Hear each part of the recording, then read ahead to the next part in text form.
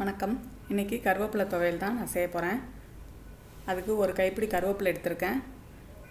அரை கப் தேங்காய் எடுத்திருக்கேன்.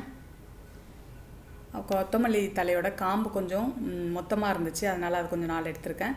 நீங்கள் வேணும்னா நான் 2 கொத்தமல்லி தலையும் இந்த காம்பையும் சேர்த்துக்க தேவையில்ல. 2 மிளகாய் எடுத்திருக்கேன். இப்போது 1 ஸ்பூன் எண்ணெய் சேர்த்துருக்கேன். இப்போது இதை நம்ம லேசாக வதக்கி எடுத்துக்கலாம். புளி சேர்த்துருக்கேன், 2 பட்டை மிளகாய் சேர்த்துருக்கேன். இந்த கொத்தமல்லி காம்பும் நீங்கள் சேர்த்துக்கணுன்னா சேர்த்துக்கலாம், இல்லைன்னா விட்டுடலாம். இது காம்பு தடிசாக இருக்குது, மொத்தமாக அதை தூக்கி போட வேணாமே நான் சேர்த்துக்கிட்டேன். காம்பை கொஞ்சம் நல்லா வதக்கிக்கலாம். இப்போது ஒரு கைப்பிடி கருவேப்பிலை எடுத்திருக்கேன். சும்மா 1 நிமிஷம் வதக்கினா போதும்.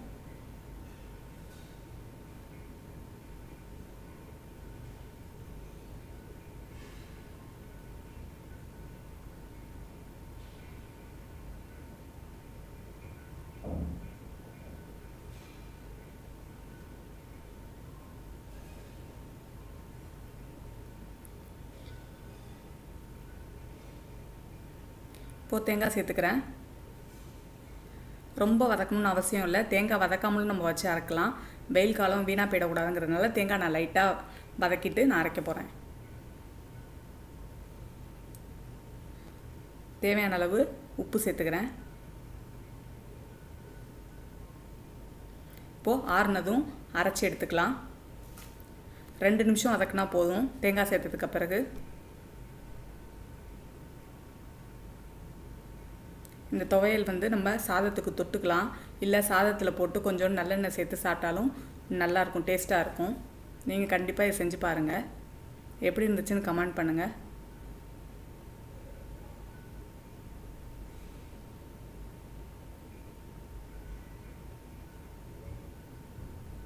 இதை சட்னி மாதிரி ஆக்கி இட்லி தோசைக்கு கூட தாளித்து கொட்டி நம்ம சட்னி மாதிரியும் யூஸ் பண்ணலாம்.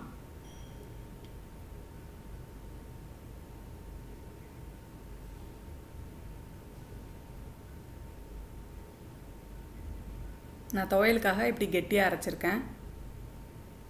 நன்றி, வணக்கம்.